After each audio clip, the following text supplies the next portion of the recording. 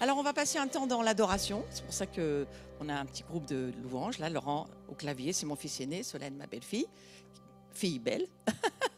Et Clara, ma petite fille. Vous voyez, c'est toute une génération. Et à la batterie, Nathan, mon petit-fils, le fils de Laurent. Vous avez suivi? C'est une affaire de famille. Je vous invite à vous lever ou pas, parce que vous n'êtes pas obligés. Vous vous mettez comme vous voulez. Mais on veut passer un temps pour adorer Dieu, aimer Dieu, parce qu'ici, vous êtes dans une salle qui accueille la communauté de l'Abri. Pour ceux qui ne nous connaissaient pas, nous sommes une assemblée chrétienne et notre mandat, notre vision, c'est de partager Jésus au monde. Partager Jésus au monde. Jésus est mon ami et Jésus, il est aussi ton ami. Amen. Donc voilà, on y va, on va chanter ensemble. Vous aurez les paroles sur le mur, là. Et puis, aimons Dieu tous ensemble.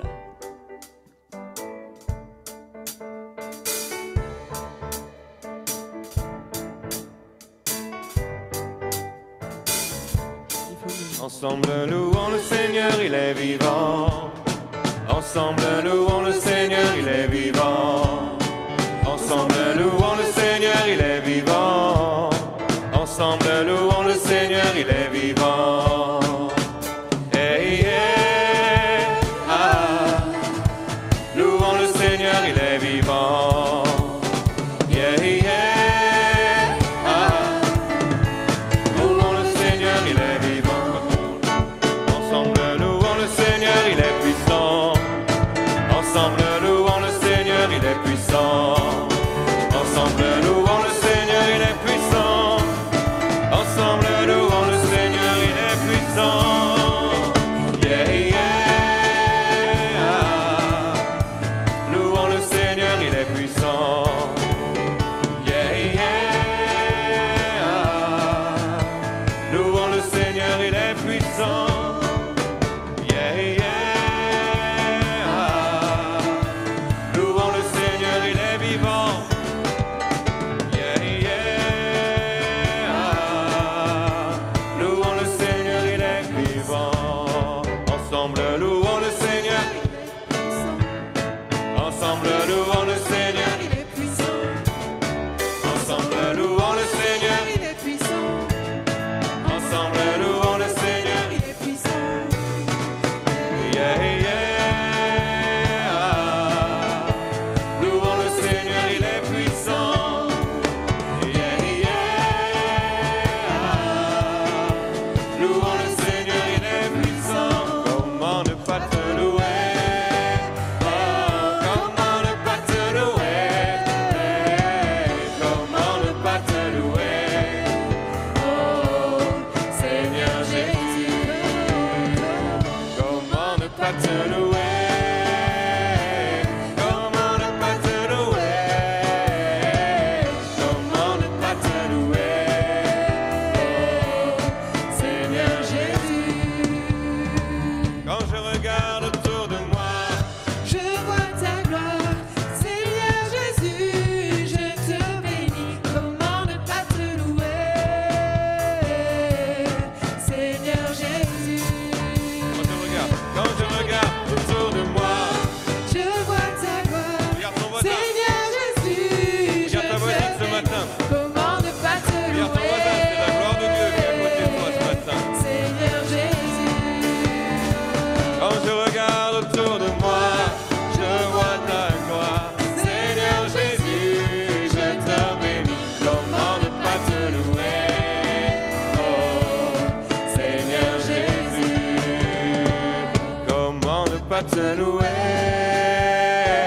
Comment ne pas te louer? Comment ne pas te louer? Oh, Seigneur Jésus.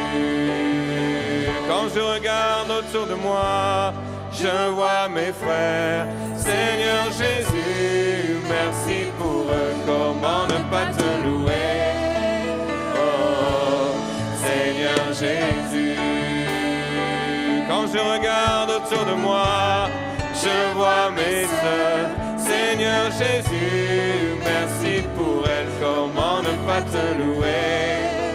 Oh, Seigneur Jésus. Quand je regarde autour de moi, je vois Noah. Seigneur Jésus, pas te louer, Seigneur Jésus? Comment ne pas te louer? Oh, comment ne pas te louer? Oh, comment ne pas te louer? Oh, Seigneur Jésus. Je chanterai de tout cœur les merveilles de mon Papa Yahweh, qui m'a ôté des ténèbres, qui m'a délivré de tout péché. Je chanterai de tout cœur les merveilles de mon Papa Yahweh, qui m'a ôté des ténèbres, qui m'a délivré de tout péché. Mon Papa est fidèle, il ne m'abandonne jamais. Je n'ai plus rien à craindre, car Yahweh m'a libéré. Je suis dans la joie, une joie immense. Je suis dans l'émotion, car Yahweh m'a libéré. Je suis dans la joie, une joie immense. Je suis dans l'émotion, car Yahweh m'a libéré. Je chanterai de tout cœur les merveilles de mon Papa Yahweh, qui m'a ôté des ténèbres, qui m'a délivré de tout péché. Je chanterai les merveilles de mon Papa Yahweh, qui m'a ôté des ténèbres, qui m'a délivré de tout péché.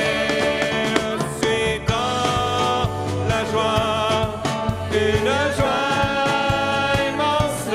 Je suis dans l'émotion, car Yahweh m'a libéré. je suis dans la joie, une joie immense. Je suis dans L'émotion, car Yahweh m'a libéré. Mon papa est fidèle, il ne m'abandonne jamais. Je n'ai plus rien à craindre, car Yahweh m'a libéré. Mon papa est fidèle, il ne m'abandonne jamais. Je n'ai plus rien à craindre, car Yahweh m'a libéré.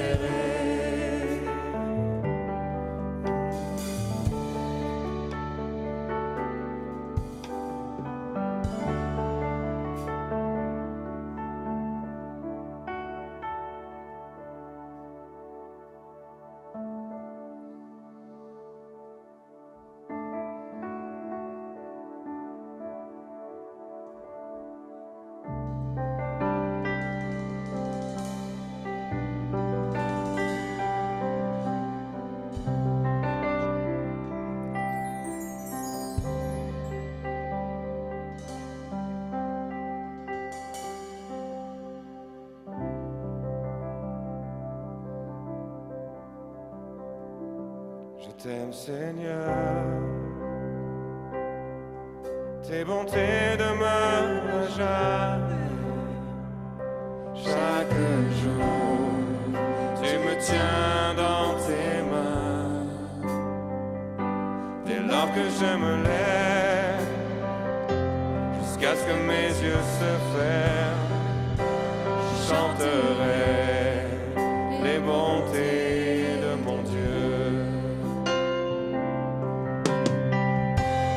Tu as toujours été fidèle.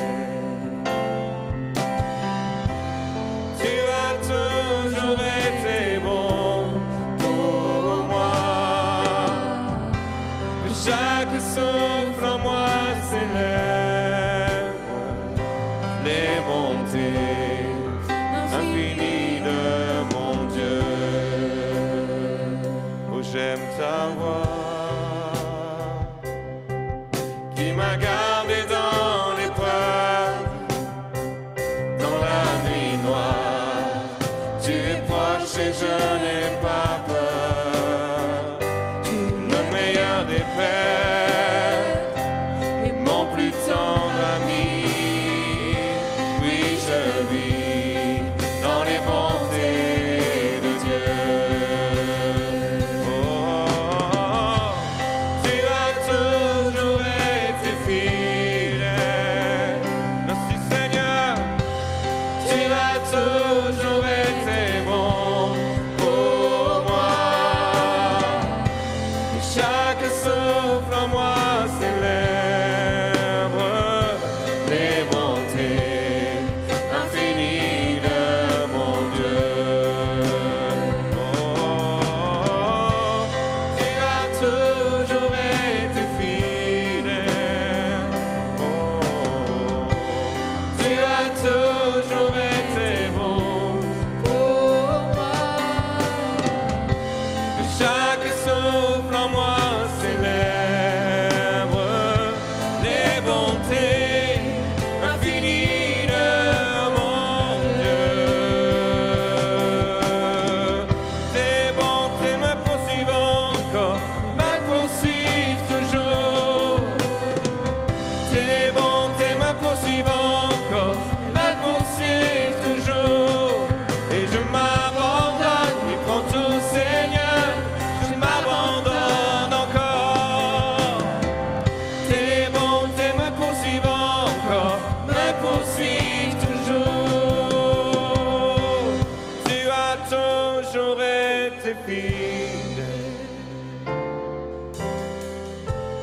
Tu as toujours été bon pour moi. Que chaque souffle en moi célèbre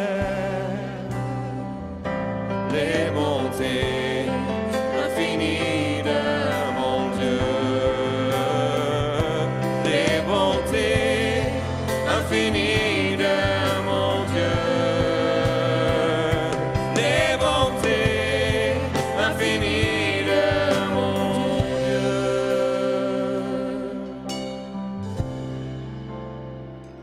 J'aime ta voix qui m'a gardé dans l'épreuve, dans la nuit noire. Tu es proche et je n'ai pas peur. Tu es le meilleur des pères et mon plus tendre ami.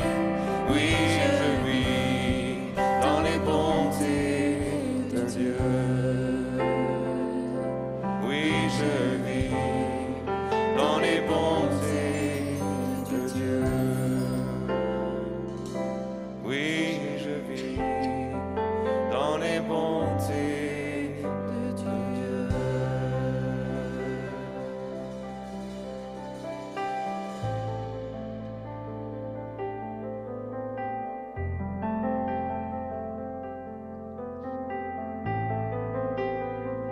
Merci Seigneur pour ton amour, pour ta bonté et ta fidélité sans fin pour nous. Et si on peut dire ces paroles, aujourd'hui c'est parce qu'on les vit, moi c'est parce que je les vis. Parce qu'elles sont vraies au fond de moi. Parce que Dieu est fidèle, même quand ça va pas. Dieu est bon, même quand ça va pas. Alors Dieu est bon quand ça va, c'est facile. Si Dieu est bon quand ça va pas, ça va quand même. Là où on en est aujourd'hui, le Seigneur se tient avec nous. Et moi j'ai une pensée ce matin très forte pour Noah. Parce que je me souviens très bien, moi, du jour de mon baptême. J'avais 12 ans, j'étais plus petit, plus jeune. Je me souviens bien de ce jour. Pour moi, c'est un jour marqué d'une pierre blanche. Je ne sais pas si c'est une bonne expression, mais c'est vraiment un bon jour pour moi. Parce que ce jour-là, mes grands-parents paternels, ils ont donné leur vie à Jésus. Ils ont dit, on connaissait comme Noah, on a entendu parler de Jésus, mais il n'est pas ici, il ne vit pas en moi. Et mes grands-parents, ils sont au ciel aujourd'hui. Mes grands-parents, sur la base du témoignage de leurs petits-enfants, ont décidé de rencontrer Christ comme leur sauveur. Et pour moi, c'est peut-être un des plus grands moments de ma vie. Après, on se marie, on fait des enfants, il y a des tas de choses sympas dans la vie, mais savoir qu'on retrouve ses grands-parents au ciel un jour, eh ben, ça ça fait de la paix, ça met de la paix en soi. Alors Noah, je pense à toi, qu'il y ait cette importance quelque part de la main posée du Seigneur sur toi aujourd'hui. Avec toute ta famille autour, avec toute ta communauté qui est là aussi. Et le Seigneur et tous les anges qui sont présents dans ce lieu voient à quel point l'engagement que tu prends est important. Et oui, Dieu est fidèle pour toi tous les jours. Et Dieu est bon pour toi tous les jours. Et il ne te laissera jamais, même si tu traverses des galères, jamais il t'abandonne, jamais il te rejette. C'est un ami toujours disponible. Et si nous, on n'est pas parfait, si nous, on a besoin de WhatsApp et de Facebook pour se parler, lui, il n'a pas besoin de ça. Il peut parler en direct avec toi. À n'importe quel moment, il est dans ton cœur et il est disposé à échanger avec toi. C'est ce Jésus-là, aujourd'hui, auquel tu dis vraiment, vraiment oui. On va prendre un chant qui parle un peu de ça. Avant mes premiers mots, tu me connaissais déjà.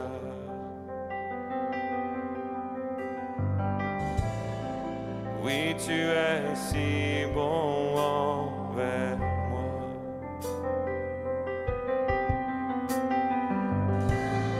Avant mon premier souffle, tu mis ta vie en moi.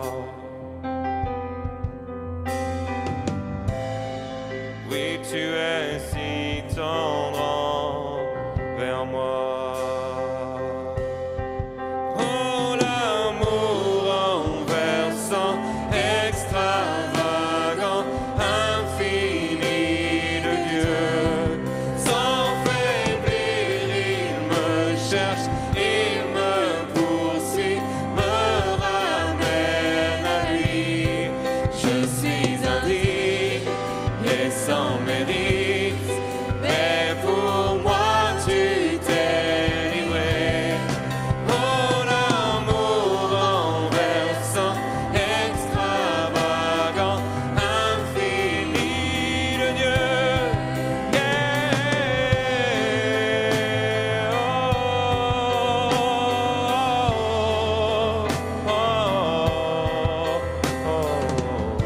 Ton amour plus fort.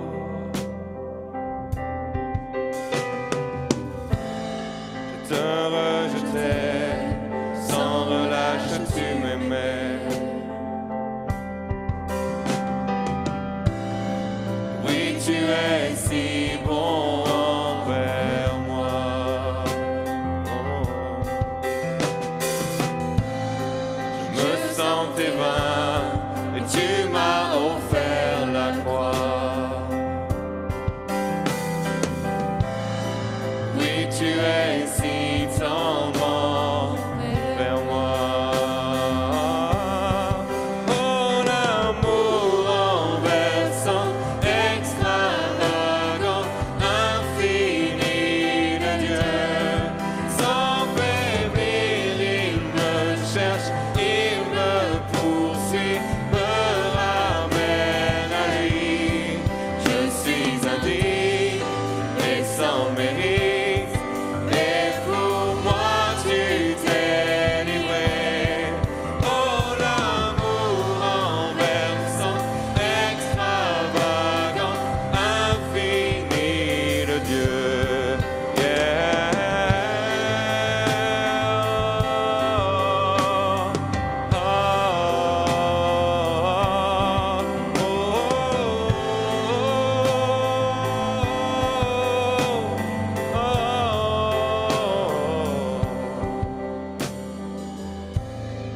L'ombre n'est trop sombre, une montagne élevée pour que tu me cherches. Qu'un mur ne peut résister, ni mensonge subsister, sans fin tu me cherches. Qu'une ombre n'est trop sombre, une montagne élevée pour que tu me cherches. Qu'un mur ne peut résister, ni mensonge subsister, sans fin tu me cherches. Oh, l'amour renversant, extravagant, infini de Dieu. Sans faiblir, il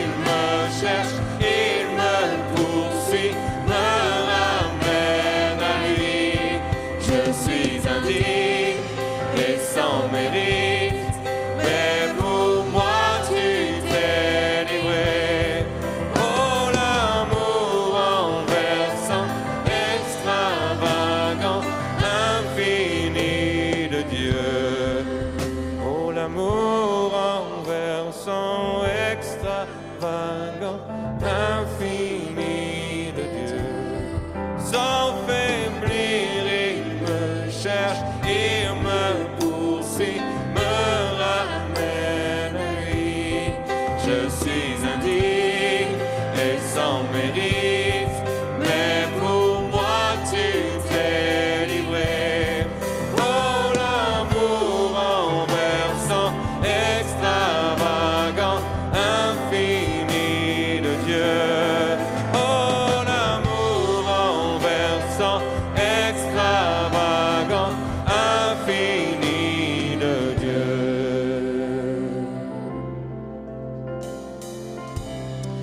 Visiblement, je vous invite à vous asseoir, le gars qui a écrit ce chant, il a vécu quelque chose visiblement. Et vous avez dans ces chants que nous venons de déclarer tous ensemble, ce sont des prières, ce sont des cris d'amour. Vous savez, l'essentiel de la prédication.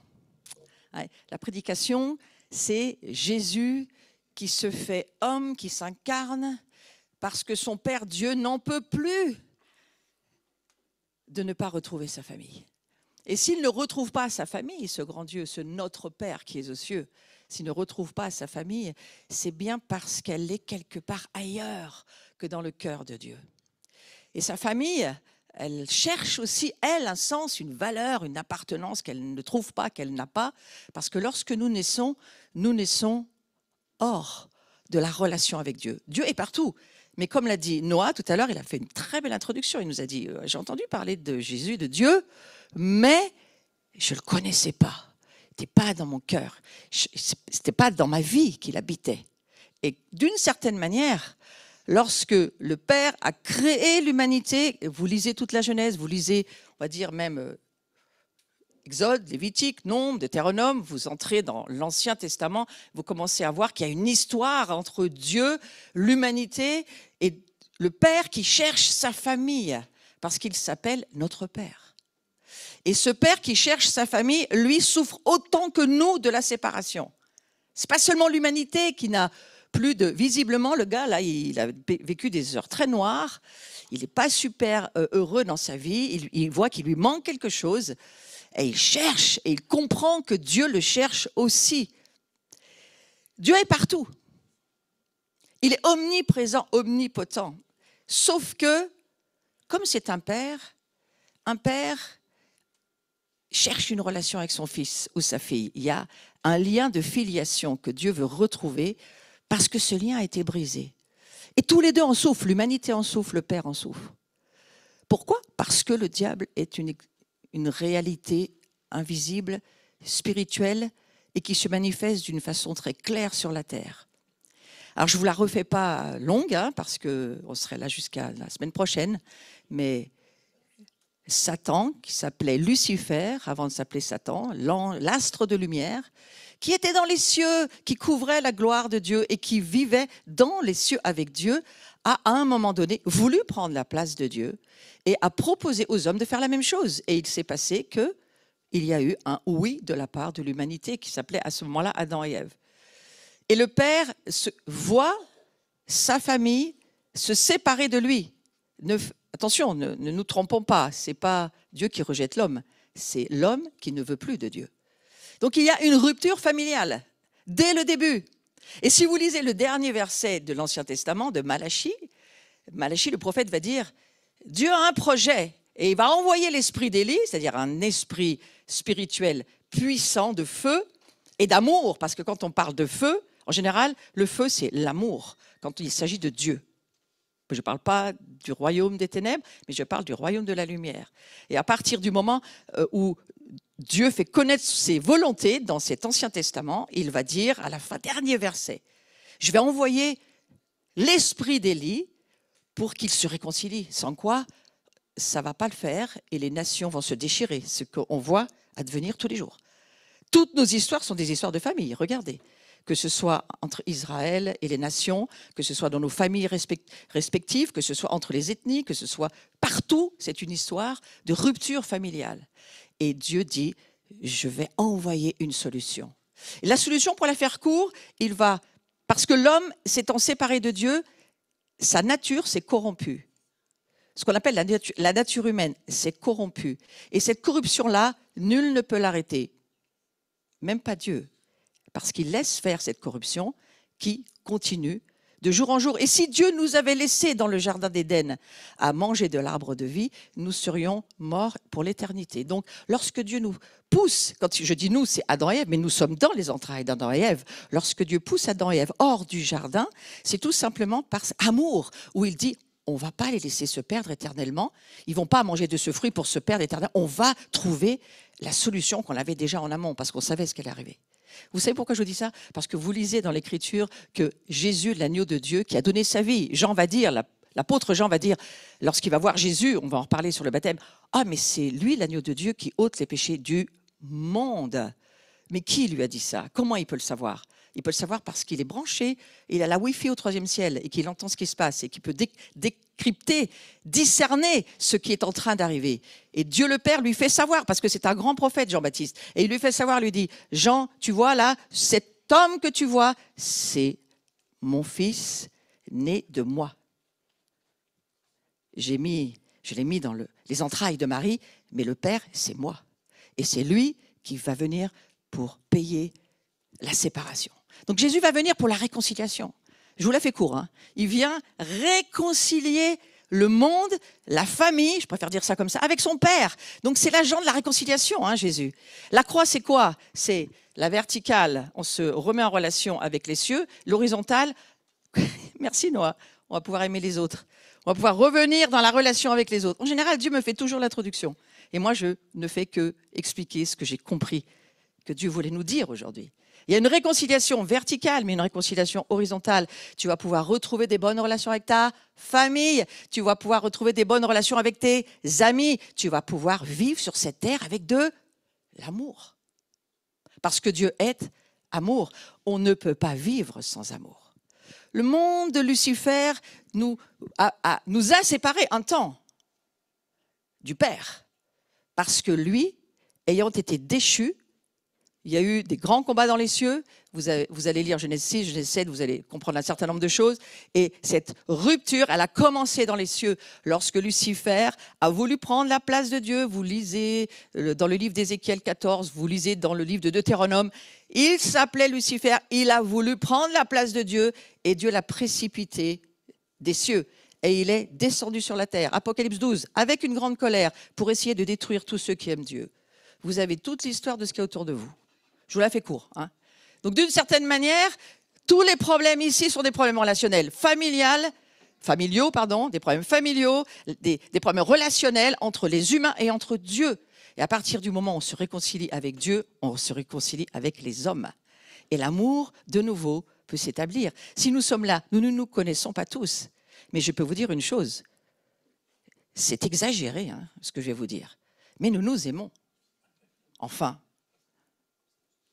Nous nous aimons parce que Christ, en nous, a mis son amour pour la famille. Et moi, chaque fois que je reçois une nouvelle famille que je ne connais pas, que ce soit les Japonais, les Chinois, les Américains, parce que j'en connais plein, hein, mais ici, cette famille qui arrive, que je ne connais pas, je sais que c'est ma famille. Hein. Et si ce Jésus, tu ne le connais pas, ça ne va pas tarder, c'est contagieux. Donc, tu vas voir qu'à un moment donné, cet amour-là, tu en as besoin pour vivre. Je reviens à mon histoire. Alors que l'humanité était séparée, je dis était parce qu'aujourd'hui, ce n'est plus le cas, était séparée à cause de la proposition malhonnête de Satan de dire à Adam et Ève, vous pouvez vivre sans ce Dieu-là, vous pouvez vivre sans ça, vous pouvez tout faire par vous-même, vous avez cette capacité, il vous a fait comme lui. C'est ça la proposition. Et Adam et Ève vont dire, ben oui, d'un certain côté, c'est vrai, on pourrait essayer, maintenant on est capable. Moi je dis toujours à l'église, attention, on n'est capable de rien. On est juste sous la grâce de Dieu et on a cette faveur de Dieu d'avoir un Père qui nous aime dans les cieux, qui nous a redonné la vraie vie. Parce que ça, on va en parler 3 secondes. C'est quoi? Qu'est-ce qui va se passer là? C'est un acte prophétique extrêmement important. C'est parce qu'à un moment donné, Noah comme nous, on a compris que cette nature humaine déchue, cette corruption dont je parlais, elle ne s'arrête jamais. Cette corruption-là, sans Dieu, nous sommes une âme qui nous perdons dans la corruption. Qu'est-ce qui va se passer avec Dieu? Il va nous faire par Christ. C'est pourquoi Christ va descendre dans les eaux, alors qu'il n'en a pas besoin. Écoutez ce que va dire Jean-Baptiste. Matthieu, chapitre 3, verset 13. On va quand même un tout petit peu lire de la Bible. C'est moi qui ai besoin d'être baptisé par toi. C'est Jean-Baptiste qui dit ça à Jésus, il voit très bien qui est Jésus. Et il dit, mais non, toi tu viens sauver le monde, moi je ne peux pas te baptiser. Écoutez ce que va dire Jésus. C'est moi qui ai besoin d'être baptisé par toi, et c'est toi qui viens à moi, point d'exclamation. Remarque de Jean-Baptiste qui n'a pas tout saisi là. Et Jésus lui répondit, accepte pour le moment qu'il en soit ainsi, car c'est de cette manière qu'il nous convient d'accomplir ce que Dieu demande. Et là-dessus, Jean accepta de le baptiser. Mais il y a une petite discussion, disant, mais attends, est-ce que c'est vraiment moi qui dois faire ça? Jésus dit, accepte pour le moment ce que Dieu demande. Qui demande? Dieu, pas Jésus.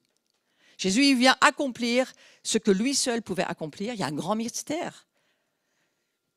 La Trinité, le Père, le Fils, l'Esprit Saint, ils sont trois personnes différentes, mais ils sont une seule et même entité spirituelle. Là, vous avez besoin de l'Esprit Saint. Si vous avez juste votre âme, vous êtes embrouillé. Donc, demandez au Saint-Esprit de vous aider à voir ce que ça signifie. Mais la Trinité, c'est 3 en 1.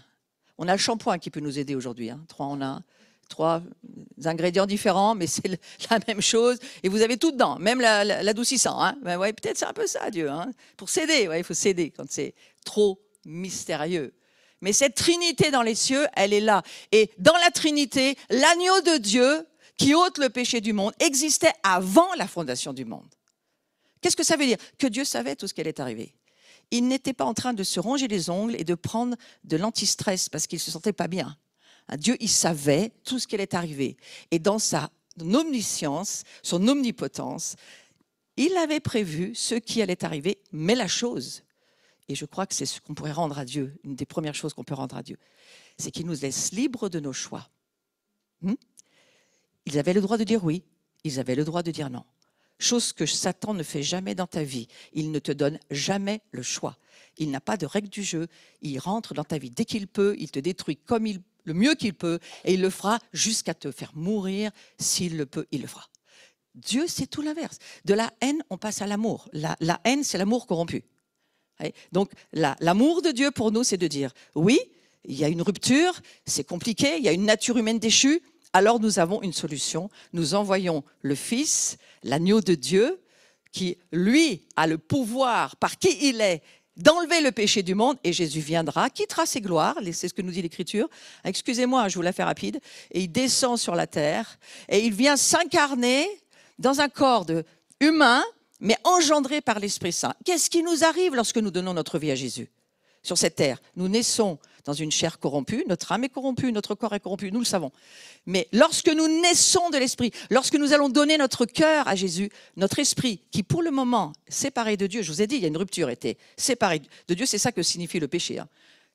On parle souvent des conséquences du péché, mais ce n'est pas de cela dont il s'agit. Il s'agit de cette séparation du Père et de sa famille. Et là, à cette séparation-là, Dieu a pourvu quelque chose. Il envoie son Fils.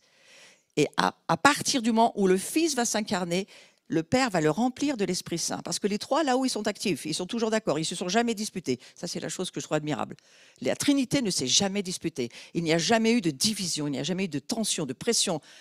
Impressionnant dans les cieux. Ils s'entendent bien. Ils sont dans un amour parfait, dans une relation extrême.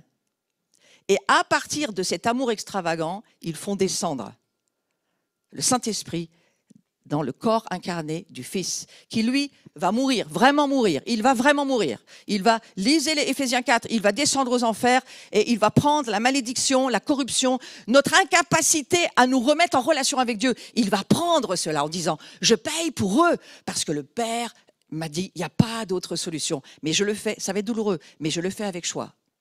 Parce que j'ai la confiance. Et là, il faut de la confiance. S'il y a quelqu'un qui a la foi, c'est Jésus. J'ai la confiance que Dieu va me ressusciter. Mon Père va me ramener à la vie. Et avec moi, ce que le diable ne sait pas et qu'on va découvrir dans le Nouveau Testament. Avec moi, je suis la tête. Mais il va emmener tout mon corps avec moi. Donc nous aussi, si nous choisissons Jésus, la tête va sortir de l'enfer et va rentrer dans le monde de la lumière. Et la tête sortant, le corps suit. Qui nous sommes, nous, l'Église? Le corps du Christ. Donc ceux qui acceptent Jésus font partie, ils En général, on le sait, plus ou moins, suivant la révélation où on en est, mais peu importe. Nous sommes dans le corps du Christ. Et vous savez, il y a du monde dans le corps de Christ. Hein.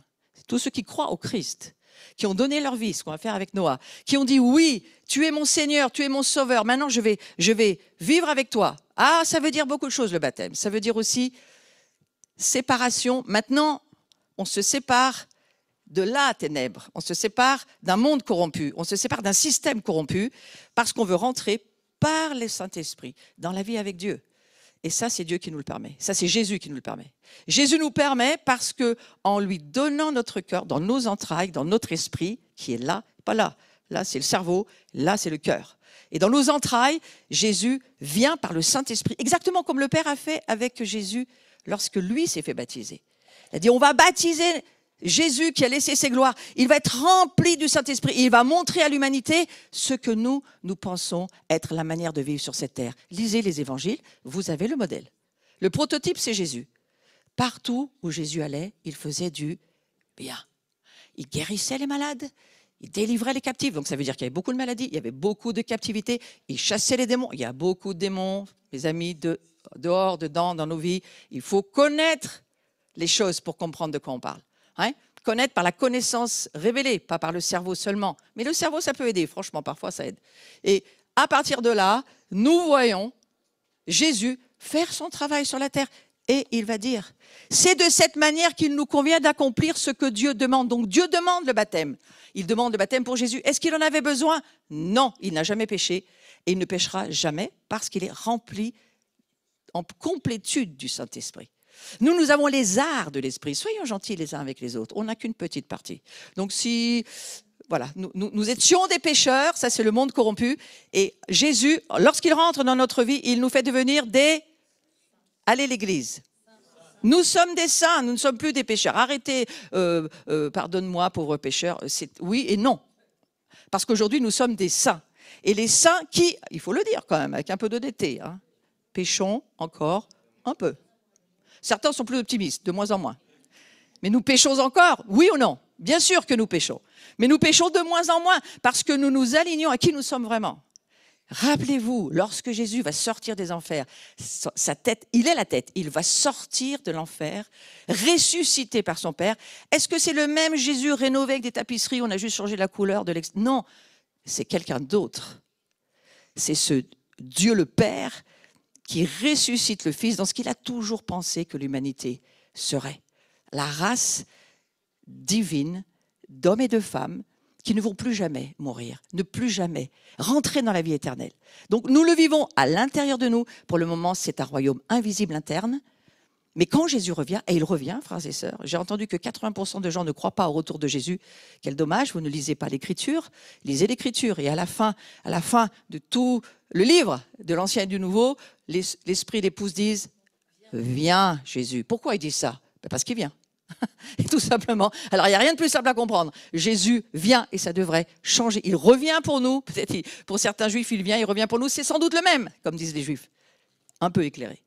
Et quelque part, ce Dieu-là, aujourd'hui, il convient de faire ce que Dieu demande. Voilà pourquoi Noah va se faire baptiser. Il convient de faire ce que Dieu demande parce que le baptême fait partie du salut. Celui qui croira, qui sera baptisé, sera sauvé. Alors certains me disent, oui, mais moi, on m'a donné le baptême, j'étais tout petit, bébé, c'était pas forcément mon choix. Personne ne t'empêche de le refaire. Mais si, dans ton cœur, tu te dis que le choix de tes parents, c'est aussi ton choix et qu'aujourd'hui, ça compte pour toi, ça compte aussi. Voyez, après, vous ferez vos affaires avec Dieu. Moi, je ne suis pas Dieu. Hein. Mais pour dire que chacun a la liberté de réfléchir et de prendre ses décisions. Et d'une certaine manière, si Jésus nous dit, c'est parce que Dieu nous le demande, eh bien, il faut le faire. Et Pierre va poser une question énorme. Dans le livre des Actes, il va nous dire quelque chose de très fort.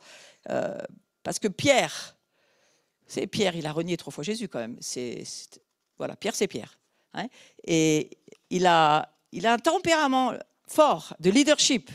Quand il fait quelque chose, il le fait bien. Quand il fait quelque chose de mal, il le fait bien aussi. C'est son caractère. Et Dieu ne craint pas ça. Ça ne le dérange pas. Il va utiliser cette partie qui va pouvoir le servir. Et c'est dans le livre des Actes où il est dit, je veux juste retrouver cet endroit, il dit, mais qu'est-ce qu'on va bien pouvoir faire? C'est quoi la solution? Voilà. Acte 2, 38-39.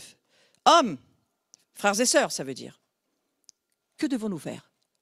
Parce que après le discours de Pierre, il y a une question qui se lève dans l'Église. Mais alors, enfin là, c'est pas l'Église, là, c'est, on va dire, les croyants qui sont là autour.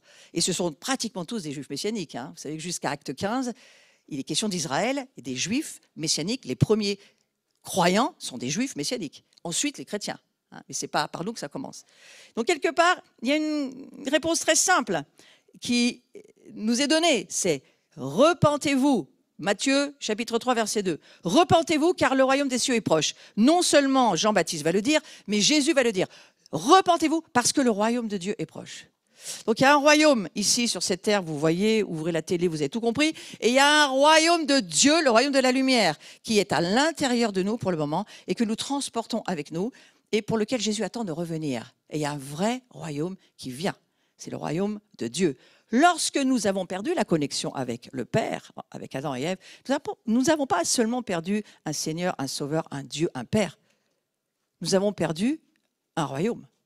Donc aujourd'hui, quand les disciples vont dire à la Pentecôte, Jésus, tu nous envoies, qu'est-ce que tu viens faire là? Qu'est-ce que tu nous racontes? Tu dis que tu vas mourir, mais est-ce que maintenant tu reviens parce que tu vas établir le royaume? Jésus va pas dire non. Il va dire pas maintenant. Moi, je vais vous envoyer une puissance, Acte chapitre 1, verset 8, une puissance qui va venir sur vous, parce que maintenant que vous connaissez qui je suis, il faut que vous ayez la force de pouvoir le vivre.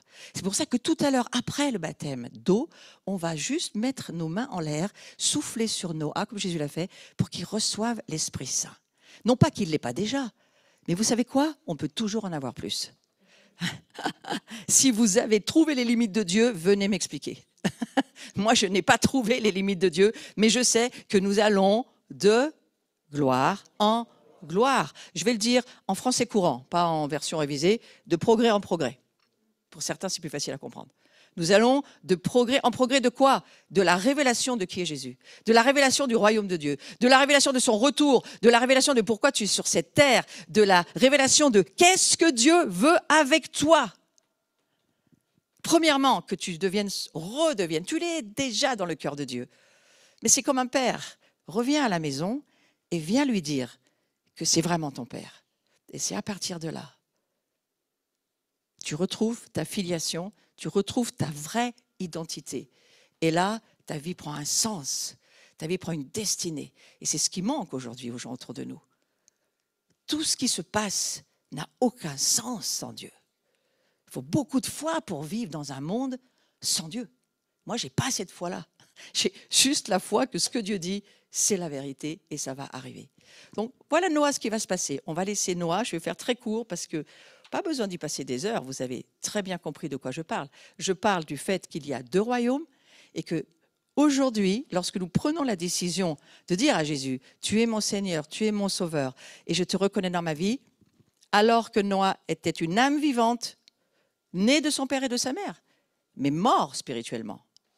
Le moment où Jésus rentre dans ta vie, tu deviens vivant spirituellement. Sachant que nous sommes un esprit qui avons une âme qui vivons dans un corps. Ça va, s'il n'y a pas encore, ouais, ça va, c'est quand même que 11 heures. Nous sommes un esprit, nous ne sommes pas une âme, nous sommes un esprit. Pourquoi je vous dis ça? Parce que Dieu est esprit. Et nous sommes faits à la ressemblance de Dieu, nous dit le livre de la Genèse. Donc si nous sommes faits à la ressemblance de Dieu, nous sommes esprits. Mais lorsque nous naissons de nos pères et de nos mères, nous ne naissons pas sauvés. Ne croyez pas ce mensonge. Oui, mais tout le monde il est sauvé, il est gentil, il va aller au ciel. Archi faux. Ça, c'est le message luciférien du diable qui ne veut que jamais, jamais Dieu revienne par son esprit, dans votre esprit, vous rendre vivant spirituellement. Frères et sœurs, ressortez pas de cette salle mort spirituellement. Sortez de cette salle vivant. Ouais. Et après, c'est votre histoire, c'est votre voyage. On voyage tous sur cette terre. Voyager avec d'autres, ça aide. Trouver des familles pour vivre votre foi. Mais en tous les cas, nous nous réjouissons de ce qui se passe. Il y a de la joie dans les cieux parce qu'un est revenu à la maison et qu'il a été jusqu'au bout de ce que Dieu demande. Donc ce que nous allons faire, frères et sœurs, amis, si vous n'êtes encore pas frères et sœurs, ça pourrait venir très vite, eh bien, voilà, il y a une manière qu'il convient de faire qui est très bien pour Dieu. Donc si Dieu nous dit c'est bien, nous on va dire Amen. Voilà, tout ce qui plaît à Dieu nous plaît. Et tout ce qui déplaît à Dieu devrait nous déplaire. Mais la liste est longue et on finira petit à petit par la découvrir. Vous savez, c'est comme dans la vie, Dieu nous dit pas tout. Il dit, ah, tu vas faire ces études-là, on commence la première année. Après, on fait, oula, combien il y a d'années? Et l'école de Dieu est une école de l'amour. Une décision. Tu peux changer ta vie par une décision. Simplement parce que, voilà, Jean-Baptiste et Jésus vont dire, repentez-vous et croyez. Écoutez-moi bien, écoutez-moi. Vous ne pouvez pas croire sans vous repentir. C'est impossible.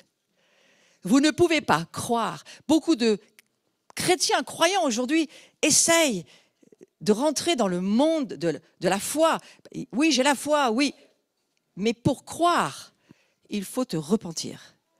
C'est-à-dire qu'il faut changer tes opinions, changer tes idées. Métanoïa, ça veut dire change toutes tes pensées. Et tes pensées humaines, laisser se soumettre à la pensée de Dieu. La repentance, c'est ça. C'est juste que tout ton système de pensée, c'est pourquoi il faut lire la Bible, il faut lire la parole de Dieu, il faut changer les disques durs. Aujourd'hui, changer toutes les disquettes internes. Le baptême, c'est nous avons noyé l'ancien disque dur, la vieille nature humaine, et nous avons ouvert un nouveau disque dur, et maintenant de nouveaux téléchargements vont descendre. Je parle à la nouvelle génération, l'ancienne, essayez de suivre. Et les téléchargements, c'est juste la Wi-Fi, et ça descendra lorsque vous lirez la parole de Dieu. Ça descendra lorsque vous adorerez Dieu. Ça descendra, les téléchargements vont descendre dans votre esprit et vous transformer parce que Dieu veut que vous ressembliez au Fils. Et vous savez quoi? Ça ne dépend que de vos pensées transformées. Romains chapitre 12, verset 1. Offrez vos corps en sacrifice vivant. Dites à votre voisin, on est content qu'on n'ait pas besoin de mourir. Hein? On n'a pas besoin de mourir. Jésus, il est mort, ça suffit, d'accord? Vous n'avez pas besoin de mourir. Romains chapitre 12, verset 2. Mais il faut renouveler toute ta pensée. Écoute-moi bien, c'est ça la repentance. Il faut réorienter toute ta pensée. C'est pour ça qu'on fait des cours de disciples, des formations, on aide à la révélation de la parole de Dieu, on la prêche, on l'enseigne, parce que la parole de Dieu, ce n'est pas une parole humaine. La parole de Dieu, c'est la voix de Dieu. C'est Dieu qui parle. Et c'est Dieu qui te dit ce que tu as à faire. Ce n'est pas un pasteur qui doit te parler, ce n'est même pas l'église. Tu peux entendre ce qu'il te raconte, mais c'est que Dieu qui peut te convaincre. Par le Saint-Esprit.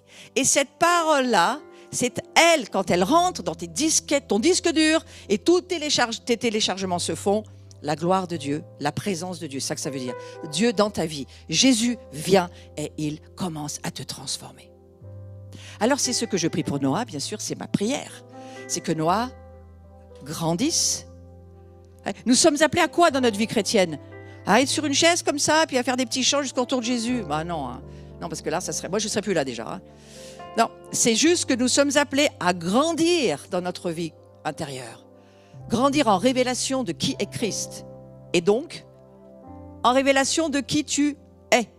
Plus tu connais Christ par la révélation, plus tu sais qui tu es. Le corps ne peut pas se connaître sans connaître la tête. Et l'Église est le corps de la tête. Et qui nous parle? La tête. Donc dis à ton voisin, ah, je suis content que je ne sois pas la tête. Ouais? D'accord? Ouais? On est le corps. Christ est la tête. Il est le chef de l'Église, c'est-à-dire qu'Éphalé, ce n'est pas seulement le chef en hébreu, c'est la source de toute chose. Donc que la source de toute chose en nous transforme. Et la repentance, c'est ça. C'est juste tu passes dans un autre royaume. Vous avez déjà vu Narnia? Qui a vu Narnia?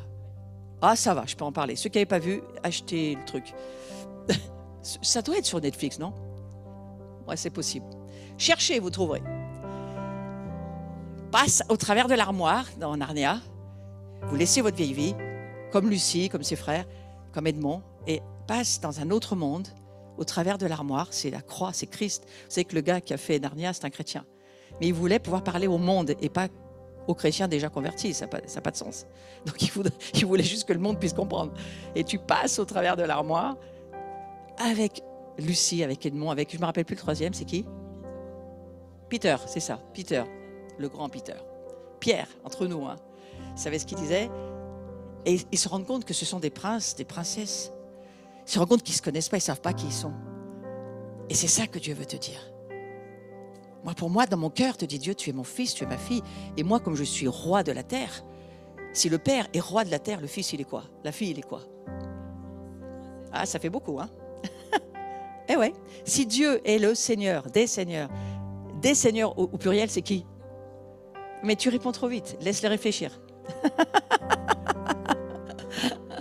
Il y a les convaincus, hein, c'est normal.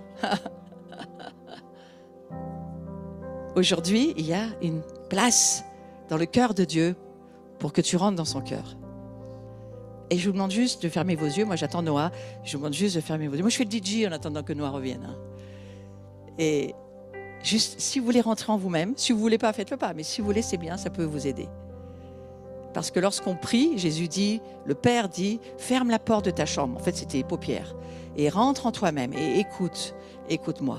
Aujourd'hui, si tu entends quelqu'un frapper à la porte de ton cœur, ouvre la porte et laisse-moi rentrer dans ta vie. Et c'est ça que Jésus essaye de te dire au travers du témoignage de Noah. Noah, il fait ce que Dieu lui demande, mais au-delà de Noah, Dieu voudrait juste te dire, tu vois, si Noah peut le faire, tu peux le faire.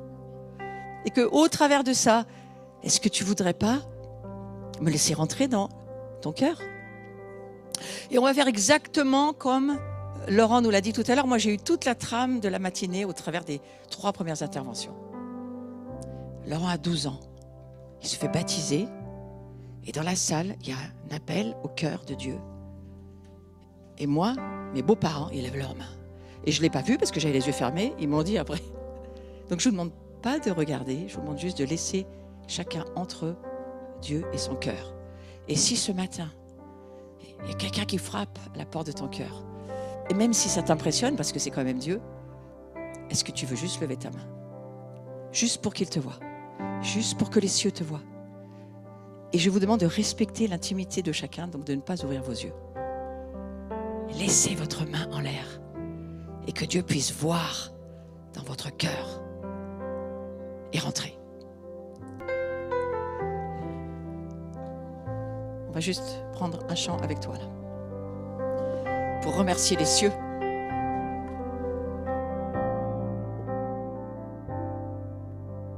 On va chanter le Notre Père.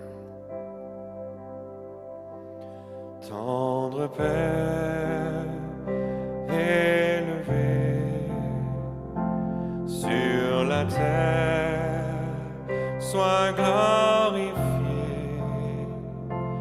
que ton ciel est ta volonté, soit par nos vies révélées. Tu connais nos besoins d'aujourd'hui et de demain. Tu soutiens nos vies par ta main. Toi, notre plus grand bien. Loué soit Dieu notre Père, loué soit Dieu Jésus-Christ. À lui soit puissance et règne pour les siècles des siècles.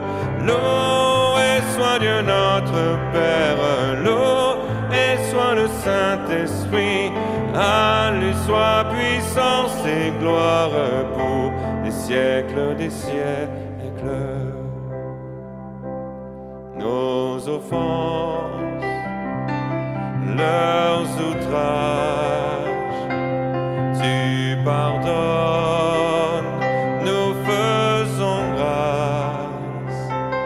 Garde-nous des désirs coupables, délivre-nous du mal. Loué soit Dieu notre Père, loué soit Dieu Jésus-Christ. À lui soit puissance et règne pour les siècles des siècles. Loué soit Dieu notre Père, loué soit le Saint-Esprit. À lui soit puissance et gloire pour les siècles des siècles. Nous donnons la gloire à notre Dieu pour l'éternité, pour l'éternité. Nous donnons la gloire à notre Dieu pour l'éternité, pour l'éternité. Nous donnons la gloire à notre Dieu pour l'éternité, pour l'éternité. Oh, nous donnons la gloire à notre Dieu pour l'éternité. Je vous invite juste à vous lever une seconde et puis à reprendre ces paroles en disant nous donnons la gloire à Dieu. Hein? Amen. Nous donnons la gloire à Dieu pour ce qu'on vit aujourd'hui. Chantons tous ensemble. Pour l'éternité, pour l'éternité. Nous donnons la gloire à notre Dieu pour l'éternité, pour l'éternité. Oh, nous donnons la gloire à notre Dieu pour l'éternité, pour l'éternité. Nous donnons la gloire à notre Dieu pour l'éternité.